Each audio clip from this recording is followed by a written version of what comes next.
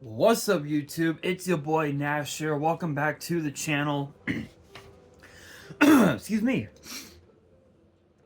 Now, before we get started with today's video, the road to 200 subs has now come to a close, and we're now on the road to 500 subs. Who knows? Maybe we might hit 500 subs by the end of the summer. Only time will tell. But as I have said in previous videos, if this channel does get to 500 subs, I will open up this Korean LOB booster box in its entirety on the channel that I got from my partners over at Collector Store. So be sure to check them out. Link and address will be in the description below. By checking them out, not only does it support them, it also supports the channel, and I would greatly appreciate it. On the hopes to potentially pull a Blue Eyes White Dragon, a Dark Magician, a Red Eyes Black Dragon, a piece of Exodia, Monster Reborn, Pot of Greed. The possibilities are out there.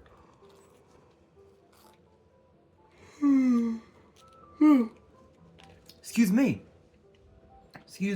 However, if this channel gets to 1,000 subs, I will open up this first edition Toon Chaos box in its entirety on the channel that I also got from my partners over at Collector Store, on the hopes to potentially pull a collector's rare out of the set, much similar to what I pulled out of my Genesis Impact box that I opened up last year, which is this beautiful B-Cop from the Underworld. This thing looks absolutely incredible as a collector's rare.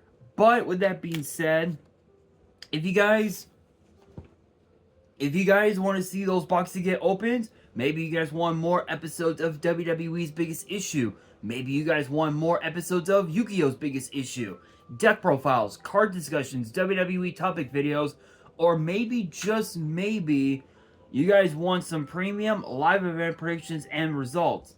Well, if you guys want all of that and more, my channel is the place to be. So if you guys are new to the channel, and I know that a lot of you guys are, because a little over 80%, actually, now a little over 85% of you guys are watching the content, but you guys aren't even subscribed. And to top it all off, we got to get more women to watch the content as well. So if you guys are watching the content, you like the content, and you want more of the content, but you guys have not subscribed as of yet, then make sure you guys do indeed subscribe to the channel, turn on the notification bell, smash that thumbs up button on this video, and as always, make sure you guys are following me on all of my social media. All of my ads will be in the description below. Excuse me, as will the info to my fan mail. It will also be in the description as well. And I want you guys to post in the comments below answering the question of the day, which is basically today's video. And the question of the day is this: what are among the card as it sits now, what are your guys' predictions for NXT Battleground 2024 when it emanates from the Apex in Vegas? Let me know down in the comments below. Honestly, looking at this card, this is it. I'm being real. If you guys thought that NXT Stand and Deliver was stacked, this card is just as, and there is a lot to cover. So I'm not gonna waste any time. Let's get straight into it. Kicking things off is a match for the NXT title between Trick Williams and, get this, of all people, former AEW star Ethan Page. All ego, Ethan Page. Here's the crazy thing. Ethan Page, I heard a lot about this dude.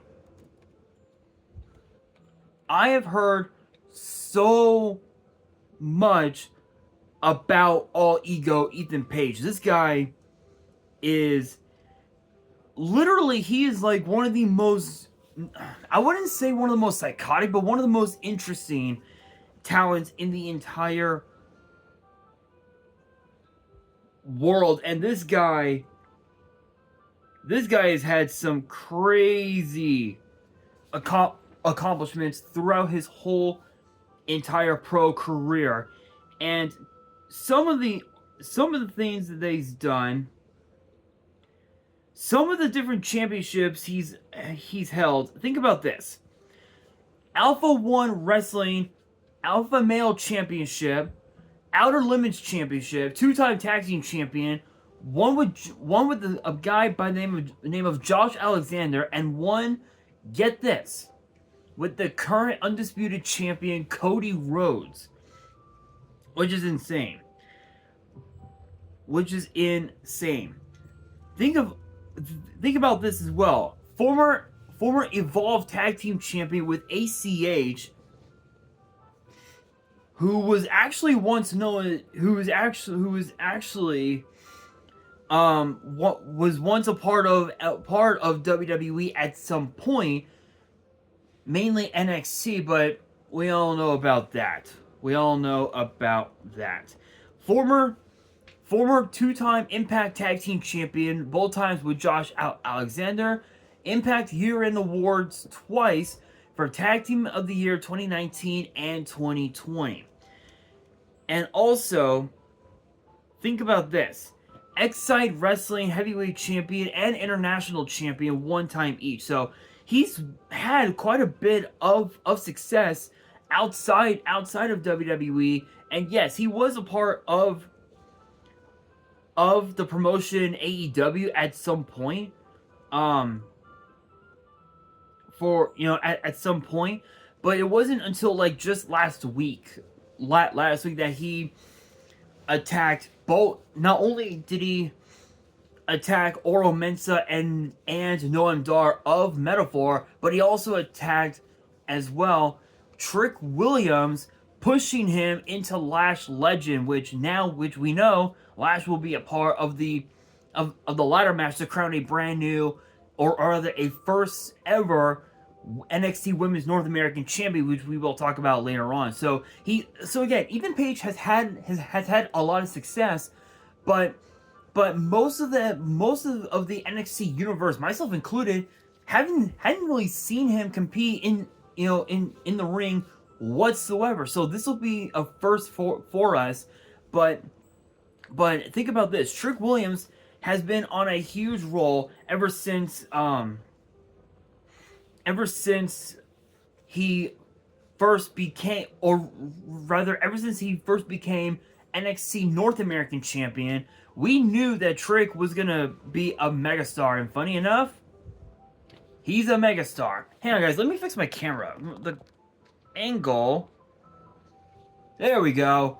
Sorry, guys, had to fix the camera and I am gonna be expecting a tripod very soon, so I will be able to use that instead of this little stand that I have here. I'll show off the phone, the stand a little later on once I get the tripod and if it'll fit my phone. But that being said, obviously Trick Williams wants to kick Ethan Page's ass, but Ethan Page wants the NXT title, and Ava literally granted his deal, I guess. So Ava has officially signed Ethan Page to NXT, to WWE, and Ethan Page is gonna be a force to be reckoned with. So Trick Williams better get ready. But because we don't know much about Ethan Page, I gotta go with Trick Williams on this one. I think as long as Trick is able to maintain his composure and keep his emotions in check and use that anger out on Ethan Page, he might have a chance, but only time will tell. But next up, we've got the NXT Tag Team titles on the line between the current champions Axiom and Nathan Fraser against the OC, Luke Gallows and Carl Anderson, fresh out of what happened last Friday on SmackDown, which, to be fair, the moment we saw AJ Styles wear the light colors, the light blue and whatnot, and just a regular white button shirt, we kind of had the feeling he was gonna pull a Mark Henry on Cody Rhodes, and I'm not surprised that he did. So this now means that it means now pretty much most of the OC except for Michan is all they're now all heels at this point. So, but here's the crazy thing: Gallows and Anderson, they've won tag team gold all over the world, and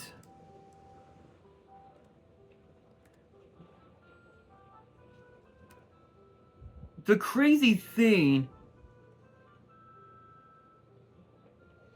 is that when you look at the Good Brothers and what they and the amount of success that they had together over the years,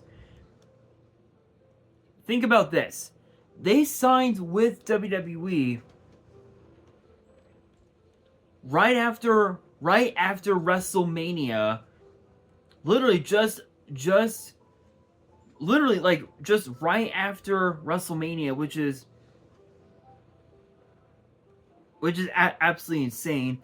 And they were with WWE up until through 2020, and by the time they got released from WWE, they ended up going to multiple promotions, not just TNA,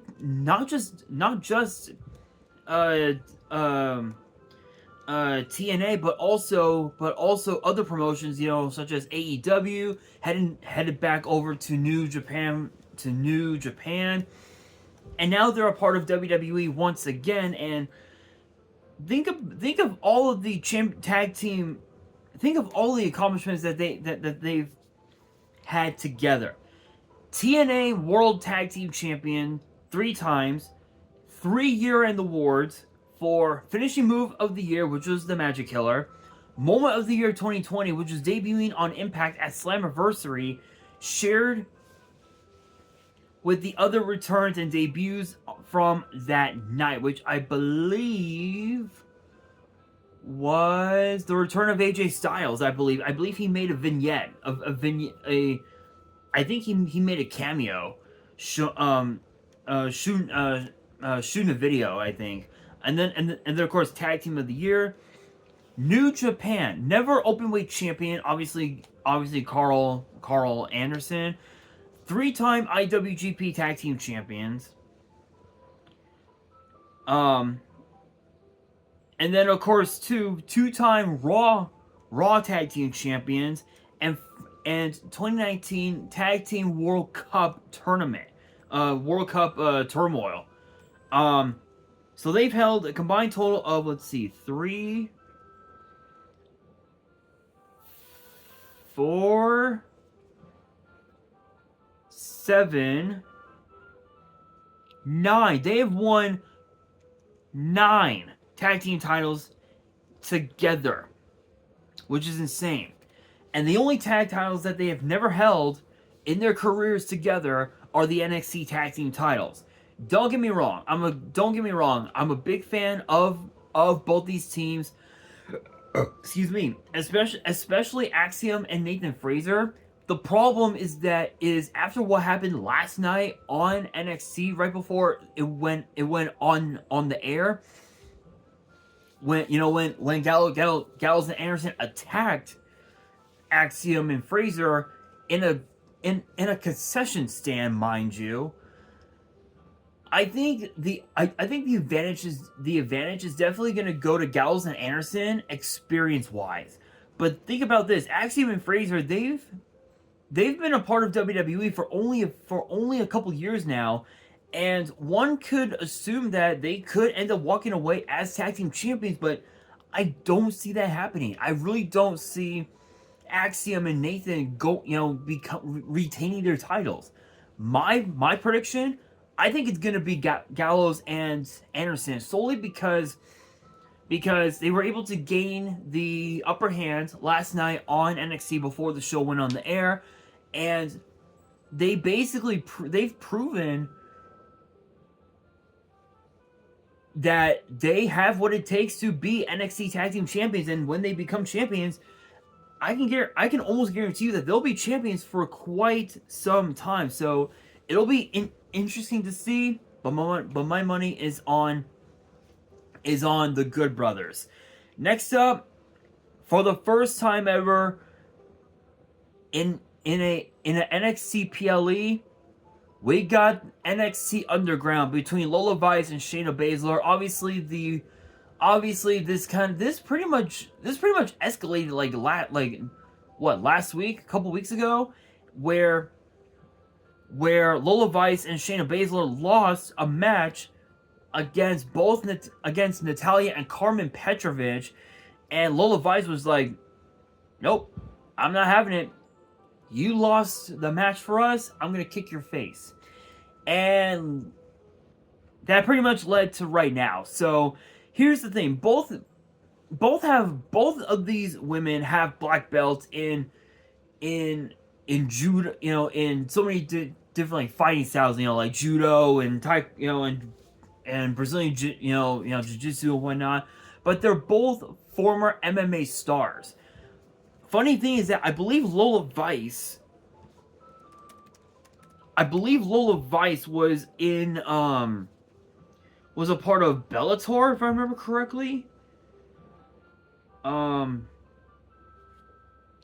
I was right. Yeah, I was right. She was a part of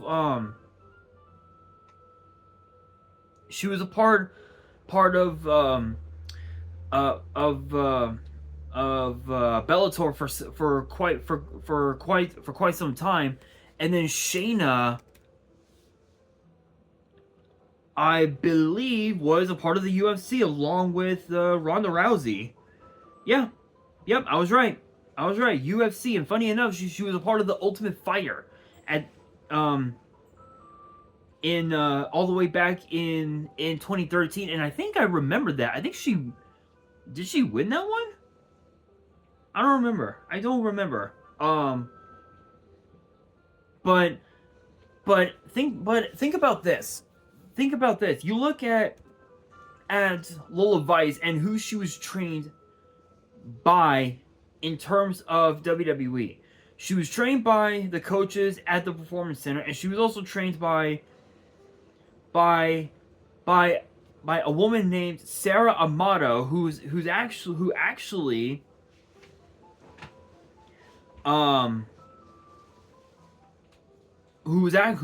part of WWE for quite some time. But you look at Shayna Baszler, Josh Barnett. Think about that, Josh Barnett, a former who actually once competed in UFC, now competes for Bellator, which is pretty crazy. Billy Robinson, who sadly passed away some time ago. Then of course you got Mercedes Martinez, a former WWE superstar, competed not only in NXT but also in the Mae Young Classic, and then of course also the Performance Center as well. But think about this: the accomplishments that both these women have, the difference is it literally is night and day. I mean,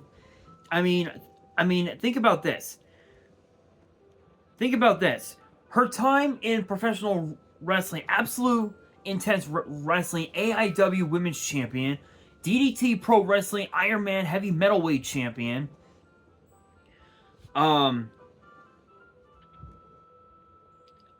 Let's see here. New Horizon Pro Wrestling, Indie Girls Australian Champion, Global Conflict Shield Tournament. And then think about this. 2019, PWI ranked her number 4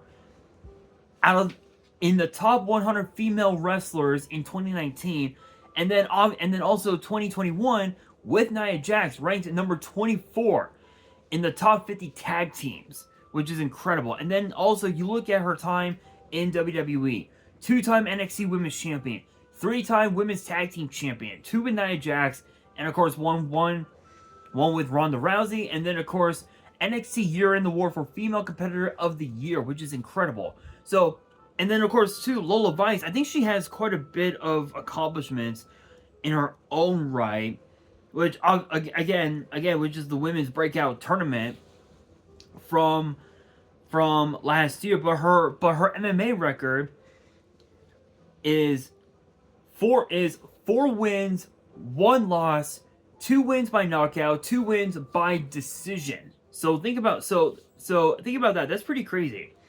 So it's pretty crazy to see. And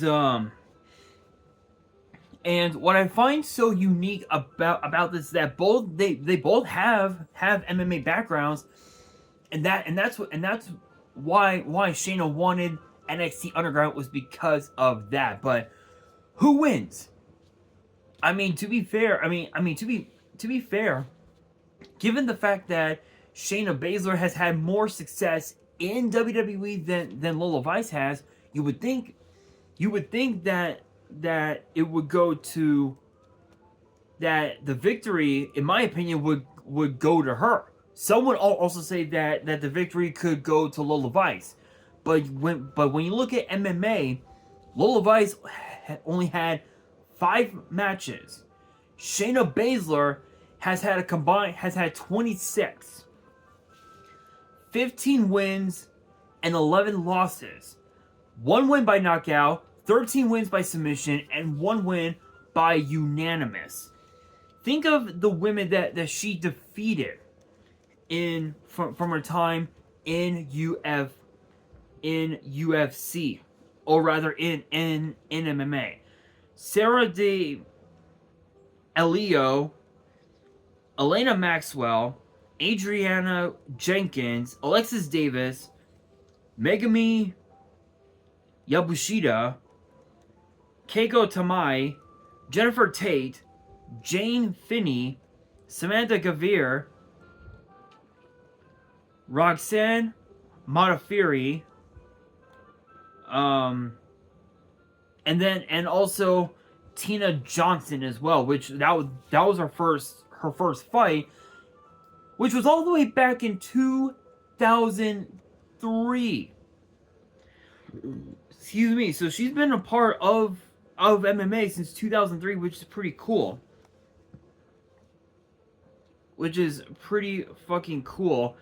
And her loss to, and she even lost to some incredible MMA fighters, including Amanda Nunes in Rio de Janeiro, Brazil, which is incredible. But again, you look at their MMA backgrounds, you look at their pro wrestling backgrounds. Lola Vice has only been in pro wrestling for only a minute. For a measly cup of coffee. Shayna Baszler, we all know. So my money's on Shayna Baszler. But speaking of history in the making, if you guys thought Ethan Page signing to NXT and getting a shot at the NXT title was historic, this one is just as. For the NXT Women's title, it is champion versus champion between the current NXT Women's Champion Roxanne Perez, and get this, of all fucking people, Jordynne Grace. If you guys had not heard of her before, this chick is fucking bad ass. She is a fucking badass. She's a hard ass, and you fucking love it. Think about this. Think about this. Think of some of the people that she was trained by. She was trained by, let's see. She was trained by quite a few people, including Papa Don. Not sure about him, but yeah. So she's been around the block a few times, and not only that, you look at her accomplishments. Think about her championship accomplishments in pro wrestling. Think about this. Battle Club Pro Icons Champion, Black Label Pro Heavyweight Champion, ESPN ranked her number 24 of the 30 best pro wrestlers under 30, probably, I think, under the age of 30, in 2023 last year. And then you look at her time in TNA. TNA Digital Media Champion, and the first ever. 3-time and the current TNA Knockouts Champion. former Knockouts Tag Team Champion alongside Rachel Ellering, who is the daughter of Paul Ellering. TNA Digital Media Championship Tournament. First ever Knockouts Triple Crown winner. Call Your Shot Gauntlet. Queen of the Mountain. Impact Year-End Awards TNA Year-End Awards 2-time winner for Knockouts Tag Team of the Year with Rachel Ellering and Knockout of the Year. And think about this. Progress Women's Champion. And then also you look at her rankings from Pro Wrestling Illustrated. Ranked number 6 of the top 150 female wrestlers in the PWI Women's 150 in 2022. Ranked number 97 of the top 500 singles wrestlers in the PWI 500 in 2022. And ranked number 10 of the top 250 women's wrestlers in the PWI Women's 250 in 2023. So she's had so much success outside of WWE. And also, think about this as well. She's competing for a WWE championship,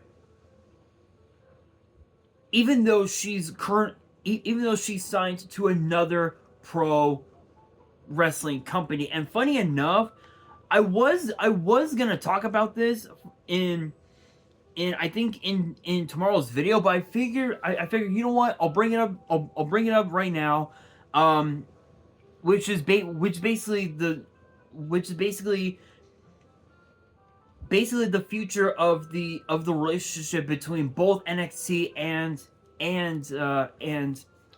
TNA, where Shawn Michaels actually teased it, where he mentioned he actually spoke on it to Johnny Resendez for KTNV Channel 13. Big shout out, no copyrights as always. But he said, quote, obviously a lot of those decisions get made by people above me, but look, I have no doubt that there's gonna be some very exciting announcements coming down the pipe. Let's put it that way. I will say this again. It comes back to wanting to entertain the people that do this, and you just said it. For fans, we have wanted A, B, and C for so long. So it's pretty interesting because last night on NXT we saw Jordynne Grace have her NXT in-ring debut against Stevie Turner and literally just dominated. It was pure dominance. And defeated Stevie Turner with what she calls the Juggernaut Driver. And this proves that Roxanne Perez is going to be in some deep shit on Sunday. And I will say this. I will say this. I think when you look at TNA back in the day, TNA was a company that was meant for professional wrestlers who were being underutilized in other promotions, whether it was WWE, whether it was New Japan New Japan, Ring of Honor, Evolve, or whatever. That was what it was meant to be.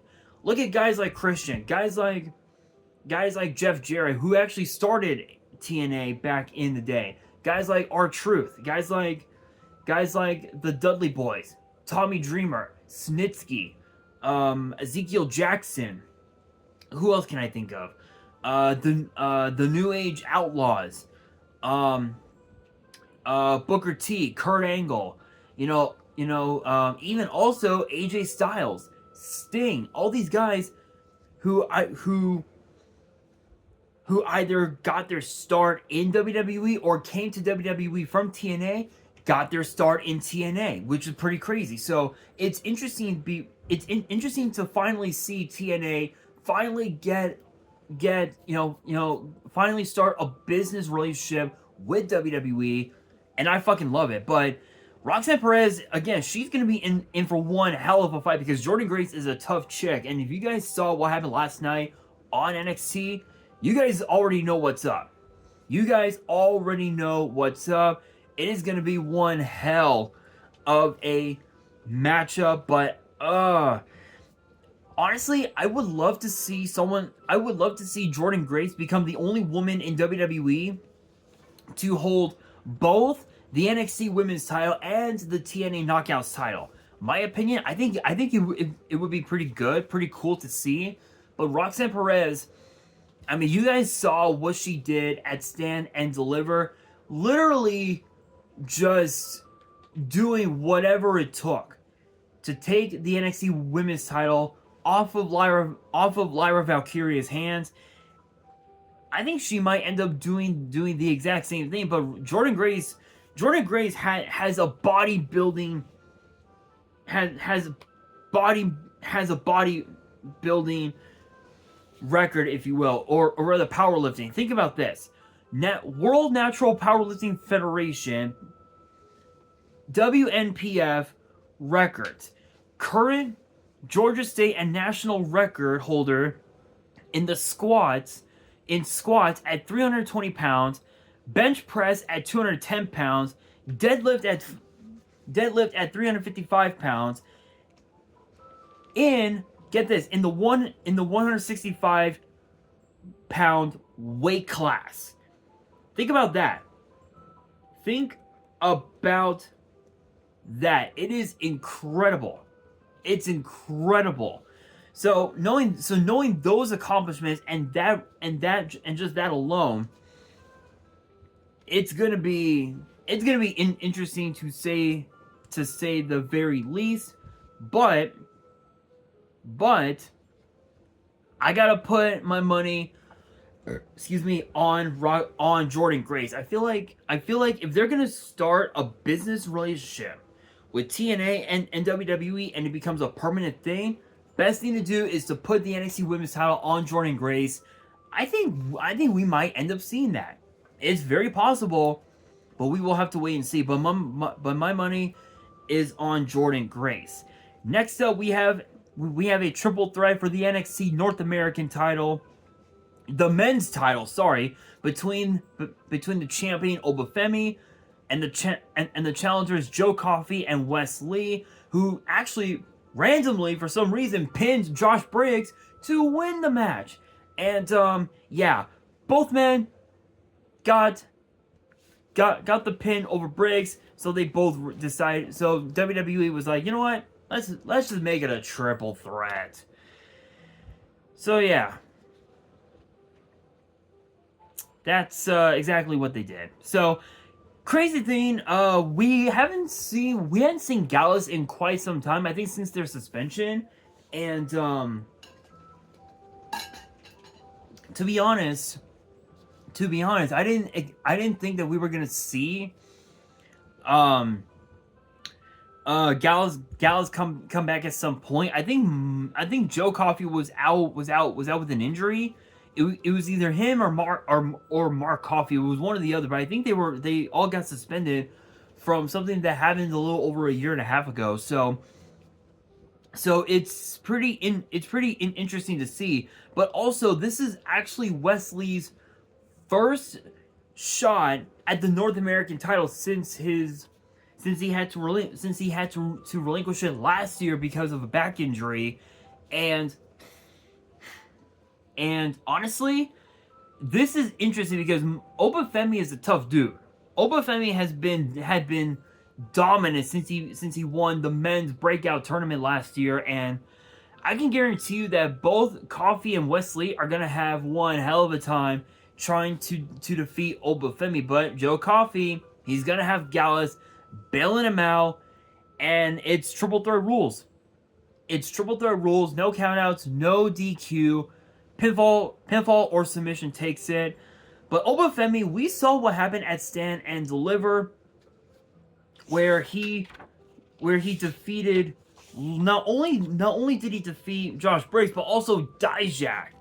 Think about this. He pins Josh Briggs with a power bomb to Dijak by hitting Briggs with a power bomb onto Dijak which now Dijak is on the Monday Night Raw roster, which shout outs to him for that, to retain the title. So if he can do that to a couple of guys like Briggs and Dijak at Stand and Deliver, imagine what he's gonna do this Sunday at Battleground. The way I see it, I think it's gonna be Obafemi. I think he's gonna take it, in my honest opinion. I think with the fact that he's had so much success since coming to NXT, what, a little over a year and a half ago, he's gonna be a force to be reckoned with. So my money is on Obafemi. But now we move into the ladder match for the NXT Women's North American title. Think about this. I believe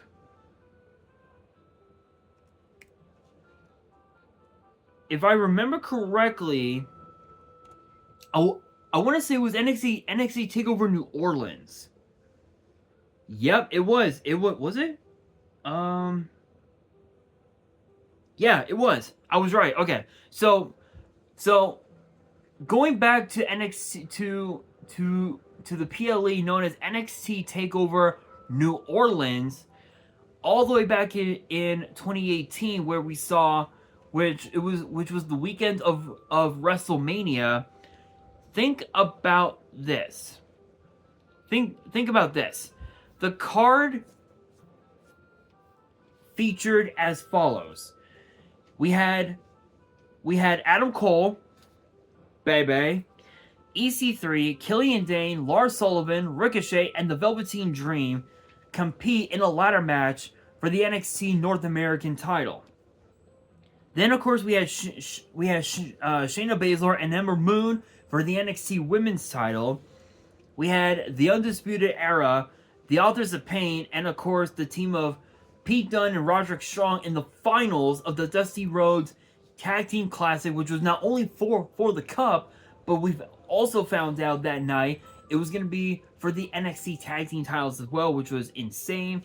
Then, of course, Aleister Black and Andrade for the NXT title.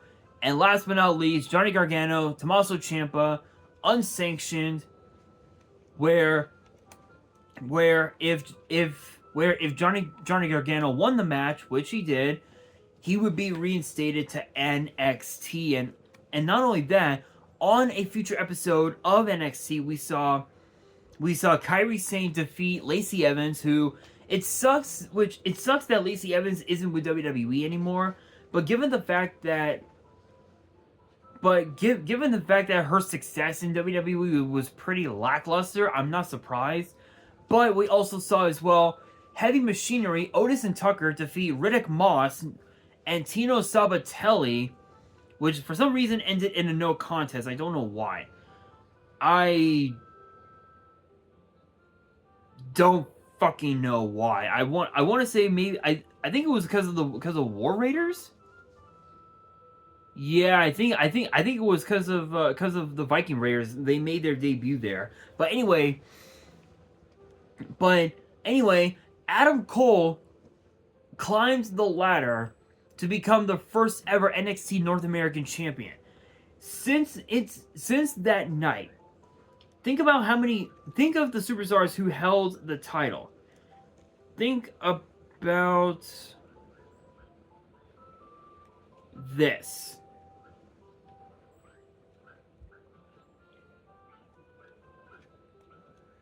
Think about this. Think of the superstars who held this title. In order: Adam Cole, Ricochet, Johnny Gargano, Velveteen Dream, Roderick Strong, Keith Lee, Damian Priest, Leon Ruff, Bronson Reed, Isaiah Swerve Scott, Carmelo Hayes, Cameron Grimes, Solo Sikoa, Wesley, Dominic Mysterio, Trig Williams, Dragon Lee, and Obafemi. That is literally, that is 1, 2, 3, 4, 5, 6, 7, 8, 9, 10, 11, 12, 13, 14, 15, 16, 17, 18 NXT North American champions. And this Sunday, we're going to crown the first ever women's North American champion, which will feature Sol Ruca, Lash Legend, Fallon Henley, Jada Parker of OTM, Michin of the OC, and of course Kalani Jordan. Each one of these women had won their own respective matches by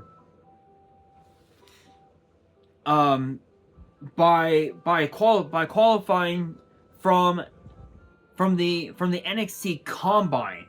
So I believe we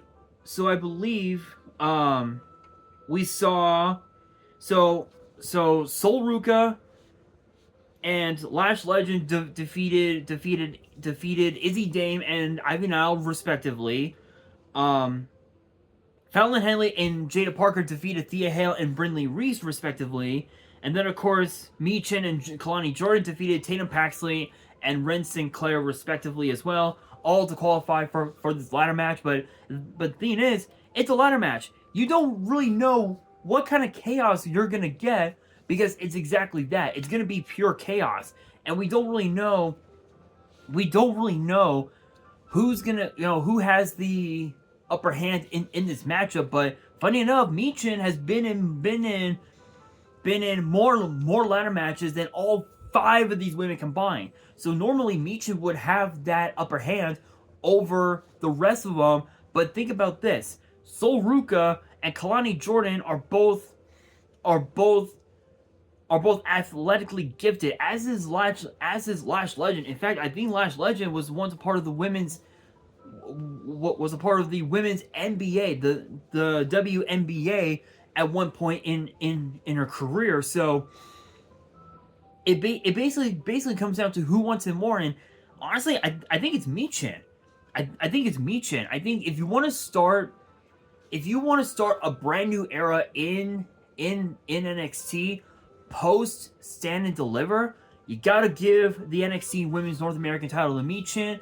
I think she might pull it off, but knowing Lash Legend, she'll definitely have Jakara Jackson come in and get involved. She might even have the other 2 members of Metaphor get involved as well, but only time will tell. But I think if I had to pick 2, I would have to say Jada Parker and Michin are probably two of the fan favorites to win that ladder match, but we will have to wait and see. But with that being said, that will do it for today's video. Hopefully you guys enjoyed. If you did, make sure you guys smash that thumbs up button. If you guys are new to the channel and you guys want more premium live event predictions and results in the future, then make sure you guys subscribe to the channel, turn on the notification bell, and follow me on all of my social media. All of my ads will be in the description below, as will the info to my fan mail. It will also be in the description as well. And on that, this is your boy Nash, signing out.